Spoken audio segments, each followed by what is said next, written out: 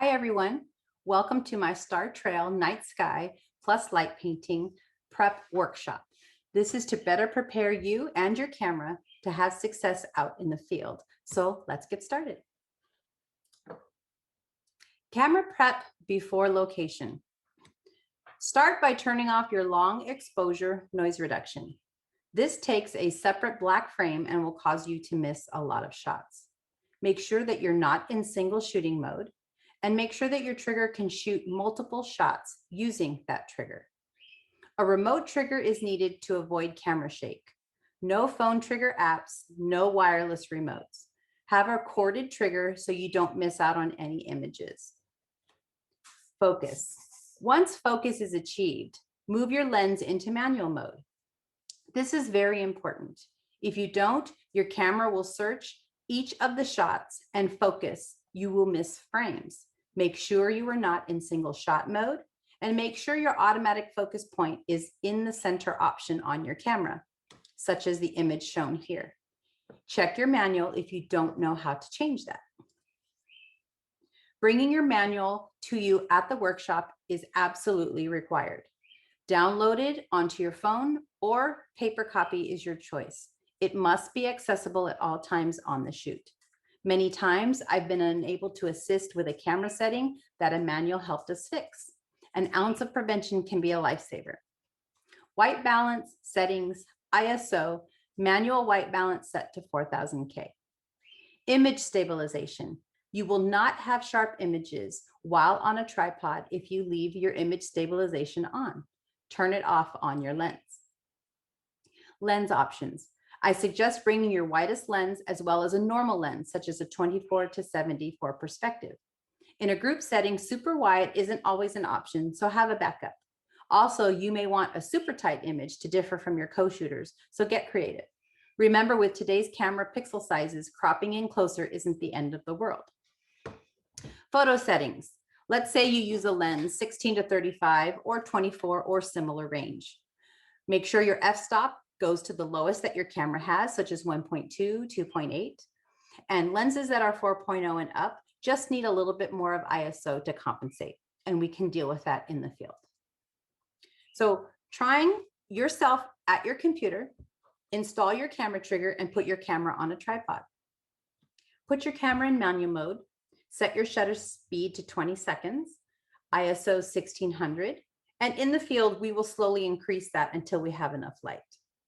White balance, custom set it to 4000K or use a preset of fluorescent. In your home, focus on an object the farthest away from you. Then move your camera into manual mode. It should be on your lens here. Make sure that it's turned to manual, okay? For star trails, I suggest shooting JPEG, but RAW will be for Milky Way. You don't need to have all those 300 or more images to be in RAW and have to batch process later.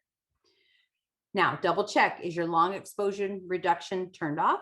Is your image stabilization on your lens turned off? Is your lens focus turned into manual after achieving focus? Is your shooting mode not on single shot? Making sure of all those things, let's give it a try. So ready with your camera settings above and your trigger installed, on a tripod, ready to shoot. Count down 3, 2, 1, and take a shot using your corded release locked open. Locked open is pushed up after you push down. You should see a red button under where you pushed. So here, for example, the button pushes in and then pushes up. If you can see the red underneath it, right? Push down and let go, or I can just push once to hold it down, which you don't want to do. Push up to lock open. Now that you're testing that, is your camera continuously shooting every 20 seconds? Is your remote staying locked on? Is your camera going on, off, on every 20 seconds with very minimal delay in between? If not, you need to troubleshoot and redo the steps above. Why are we shooting 20 to 30 seconds instead of leaving the shutter open for 3 hours? With film, it was possible to do that without affecting your image. To obtain the cleanest, most appealing star trail image with current digital sensors, this is the best way to do it. It also affords you the luxury of editing out people or things that get in the way without ruining hours invested in your shot. Why do we shoot manual white balance? Why not shoot auto? By choosing a white balance, you get consistent color. Auto will vary the color for each shot, making batch correction impossible. By all means, shoot the Milky Way in RAW. You will need every ounce of detail to pull out, so go for it. Using lights in a group setting. Using low light setting on a headlamp for walking and a tiny light for changing settings, such as a keychain flashlight, an iPhone screen, etc.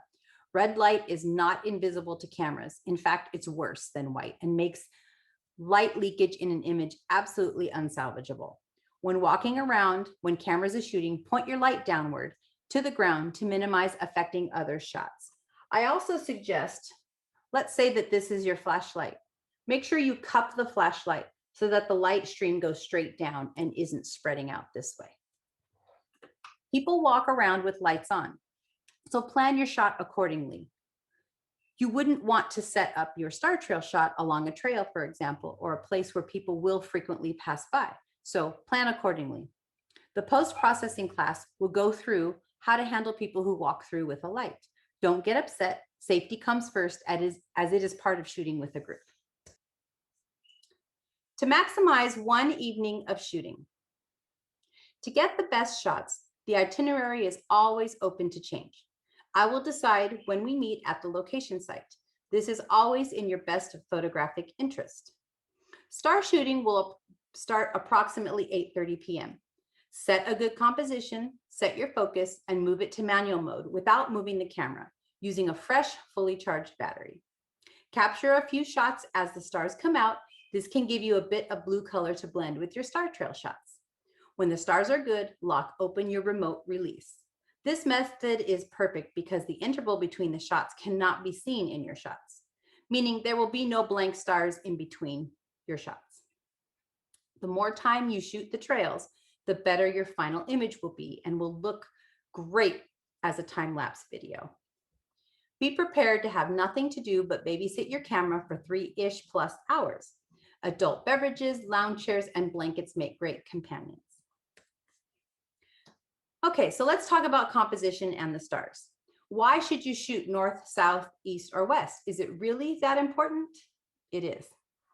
Give your composition some forethought. Use the rule of thirds to make a better photograph. Let's say I use my compass to point north. That's where the circle of my North Star will be. Use your eye to visualize composition with your object in the foreground. Here are some examples. So shooting north, right? I used the rule of thirds to put my North Star above the tree, which creates somewhat of a simple triangle from here to here to here. You see that triangle there?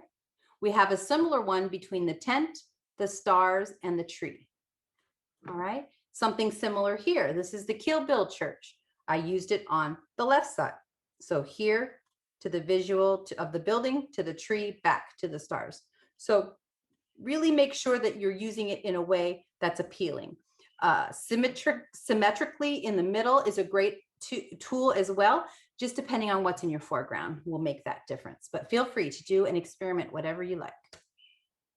Shooting south trails and the east-west convergence. If you shoot east or west, you're going to get something similar to this, right? The middle is somewhat straight and the rest of them kind of curve outwards. This one over here isn't completely south, but this is southwest. If I was completely south, they would bow like a rainbow. And that typically isn't a very pleasant look, but if you like it, go for it. All right, if we have any Sony users coming on this trip, I need your exact make and model of your camera to prevent major issues in the field. Issues we have. Focus assist must be disabled. Continuous autofocus also must be disabled. To enter bulb mode, some Sonys cannot be in continuous shooting mode and need to be in single mode. If you are shooting with the Sony, it is imperative that you 100% test and certify with me that you can do all the functions above without any issues. Use Google or your local camera shop or your manual to solve such issues. I am an expert in photography. I am not an expert in all cameras, makes, and models. It is your responsibility to know your camera before we go on location.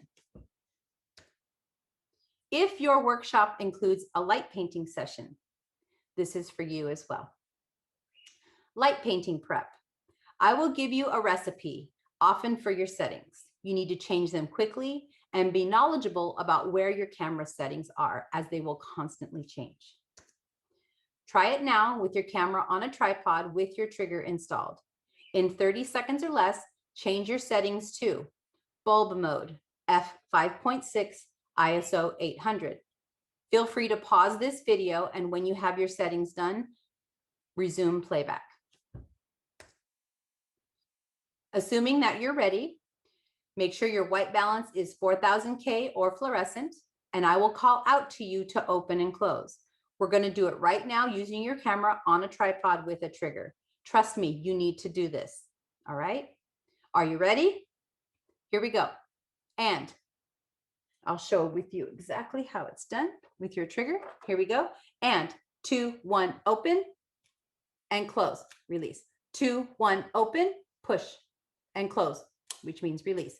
2, 1, open, close. 2, 1, open, close.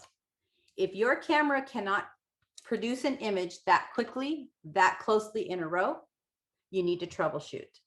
Card speed, shooting mode, manual focus.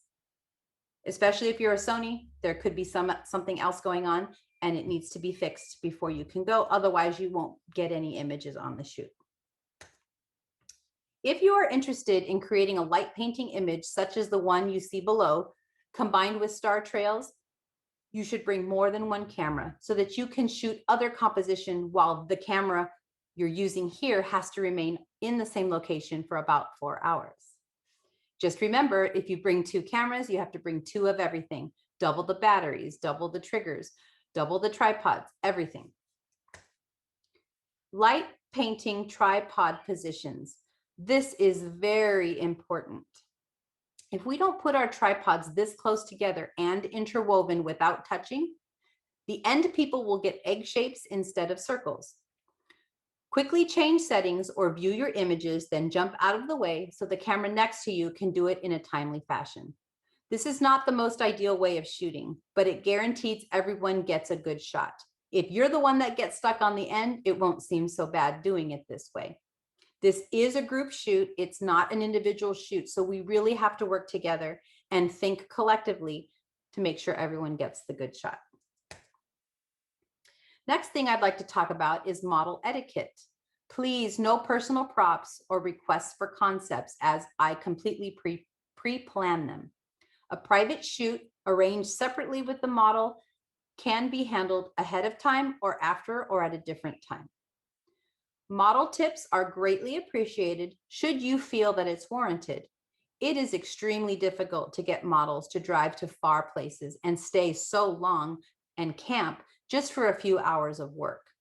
Tips encourage them to continue making the enormous effort to come and to give us beautiful art, and they are greatly appreciated. Tagging the models is also appreciated. For this shoot, please tag on Instagram at Nina_Keller. The link is shown to you below.